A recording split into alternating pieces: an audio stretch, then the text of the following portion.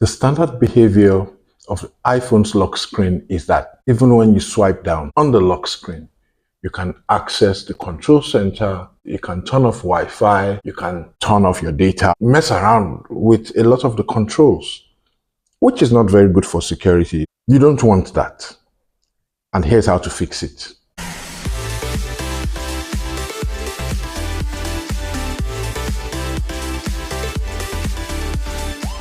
Go to your settings, scroll down to Face ID and passwords. You enter your passcode and then you scroll down. There's a menu that says allow access when locked. All of these items are accessible when your iPhone is locked. The first thing you should disable there is the control center.